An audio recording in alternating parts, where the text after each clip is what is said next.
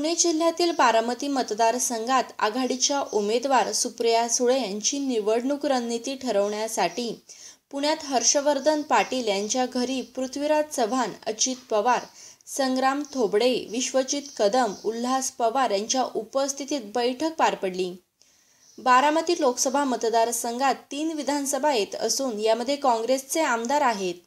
गत वर्षीच्या विधानसभा निवडणुकीत अजित पवार यांचे समर्थक दत्तात्रय भरणे यांनी हर्षवर्धन पाटील यांचा पराभव केला होता।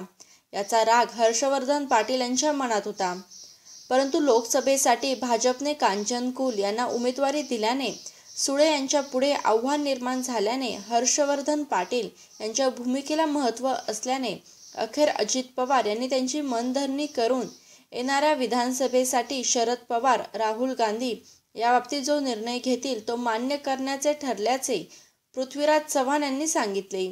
दरम्यान काँग्रेसचा उमेदवार जाहीर झाल्यानंतर आघाडीची बैठक काँग्रेस भवनमध्ये घेतली जाणार असल्याचे अजित पवार यांनी सांगत माढ्याची जागा राष्ट्रवादी काँग्रेस जिंकेल असा विश्वासही त्यांनी यावेळी व्यक्त केला। Bureau report, Shivner prime, Pune.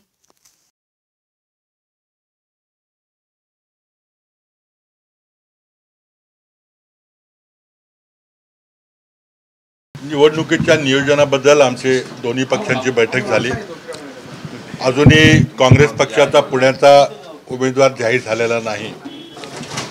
उमेदवार जाहीर झाल्यानंतर चारही मतदारसंघामध्ये एक संयुक्त बैठक काँग्रेस कमिटीच्या कार्यालयामध्ये पुण्याबद्दलची सूचना केलेली आहे, त्याबद्दल आम्ही चर्चा केलेली आहे आणि सर्व मतदारसंघामध्ये एक सुरळीत वातावरणामध्ये सर्वांनी काम करावं आणि त्याबद्दल ज्या काही अडचणी आमच्यासमोर दिसत होत्या त्या अडचणी देखील मांडल्या गेलेल्या आहेत। बारामती लोकसभा मतदारसंघ, मावळ मतदारसंघ लोकसभा, शिरूर आणि आपला पुणे ह्या 4च्या बद्दल साधारण पुणे आणि बारामतीचे उमेदवार आता पुण्याचा जाहीर झाल्यानंतर काँग्रेस आणि राष्ट्रवादी काँग्रेसच्या उमेदवाराचा एकत्रपणे फॉर्म पुण्यामध्ये भरावा आणि मावळ शिरूरचा पण त्या दोन्ही उमेदवारांचा तिकडं पिंपरी चिंचवडला एकत्र फॉर्म भरावा।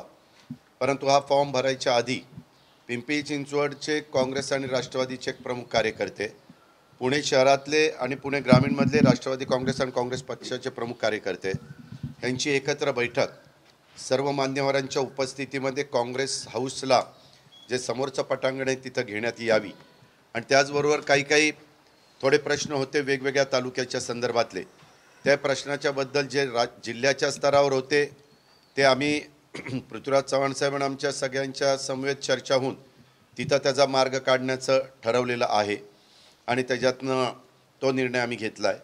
परंतु जे राहुल गांधी काँग्रेस पक्षाचे अध्यक्ष आणि राष्ट्रवादी काँग्रेस पक्षाचे अध्यक्ष पवारसाहेब यांच्या स्तरावर हे जे काही निर्णय घेतील ते निर्णय सर्वांनी त्या ठिकाणी मान्य करावेत अशा प्रकारची चर्चा त्या ठिकाणी झाली। वेगवेगळ्या प्रकारे चर्चा जरी होत असली तरी देखील एक चांगलं वातावरण उद्याच्या काळामध्ये निर्माण व्हावं म्हणून हा सगळा प्रयत्न हर्षवर्धन पाटलांच्या स्वतःच्या पुण्याच्या घरी करण्यात आला आणि प्रत्येकाने आपलं मनमोकळेपणाची चर्चा केली, कुठलीही मनामध्ये आडी न ठेवता चर्चा केली आणि त्याला एक प्रमुख या नात्याने चव्हाणसाहेब माजी मुख्यमंत्री त्या ठिकाणी हजर होते, वडीलकीच्या नात्याने उल्हासदादा हजर होते, बाकीचे आम्ही सगळेजण होतो। इतर काही जण हजर राहू शकले नाही कारण ते वेगवेगळ्या कामामध्ये आहेत, त्याच्यामुळं इतर कोणी काही हजर राहिलं नसलं राष्ट्रवादी काँग्रेस पक्षाच्याकडनं तरी देखील कुठली अडचण येणार नाही। ती सगळी कार्यकर्ते आणि नेते मंडळी कसं शहरासकट सगळीकडे का हो